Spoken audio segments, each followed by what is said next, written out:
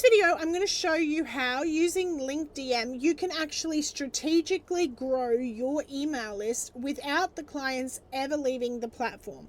This allows you to be able to not have to create lead pages where there are black holes that you could lose people, especially important if you're not great at sales copy.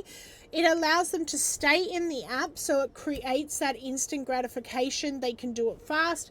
With leads, you can put it a lead form in before a automation goes off. So for instance, they might comment the word auto and it sends them this lead form that asks them for their name and email before they get any of the messages. So this is good if you're giving away some free extra bonus secrets, or say a Google Doc, or some kind of lead magnet where you want to collect their details before you actually give them the thing. It's amazing because you can download your opt-ins, and in the platform that we use, we literally can just come in here and we can upload them really fast. So it allows you to be able to import people really quickly.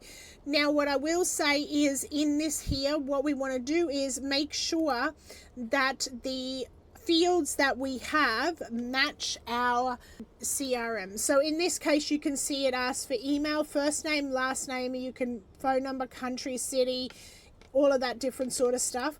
What I will say is, be careful you don't ask for too much stuff. So for instance, I've seen people who just ask for name and email, and in my case, I just ask for first name and email. And the reason I ask for first name is because when my emails go out, I have a custom email that's like, welcome Susan, or hi Faith. So I need their first name. When I've clicked on a name field, I've literally just renamed it, enter your first name, because that is all I'm looking for. Also, there is a lot of suspicion around data mining and people hacking you, and people don't like giving full names. So I personally just opt in for the first name. Then you can ask them to, if they don't enter correct details, you can ask them to enter a valid name, like all of these different things that you have the ability to do. So how do we create a new one? All we do is we go create a new lead form. You give it a name here. Now you want a welcome message, like it might be, I'm super excited to hand you this awesome Google Doc. Please fill out these 2 questions to get your Google Doc sent to you, or something like that. So something really simple, and you can add field. Then I add name. In this case, I'm saying first name, so I just edit it here to say first name, and I might edit this message here also to say first name. And you can make it required, not required, and then you go add field. And then you have their email address, obviously, and you can, again, if you want to change it, you can click on it and change it. And then what you're going to do is just go back to fields.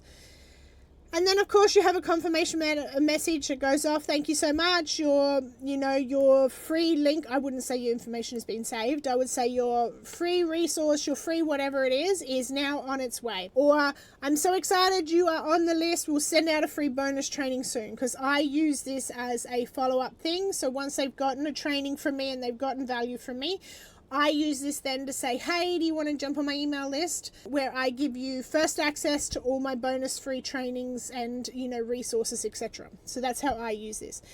So then again, you go back to fields, so you can add in whatever you want here. You can hold them and drag them so that if you want to reorder them, so for instance, you want to have the name and then the email, etc. And then once you finish, you just literally click save. Okay, with settings, there is something that we have in place at the moment, but they are changing this, and I'll show you that change very soon.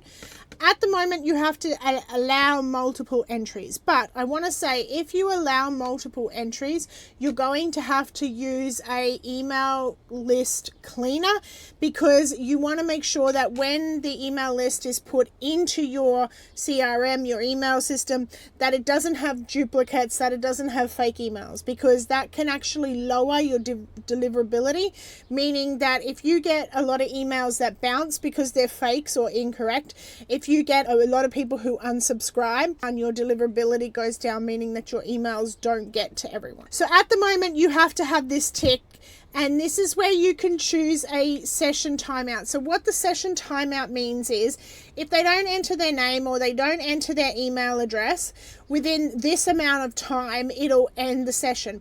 What I had recently, because I didn't have this session timeout happen, was I had this poor client of mine had my DM automation asking her for her email over and over and over and over and over again because I simply didn't have this setting in place. Now, you may want to have a facility, like a backup facility in case there's a glitch, because in this case, I could just message her and say, hey, just say stop, and that will tell the automation software to stop.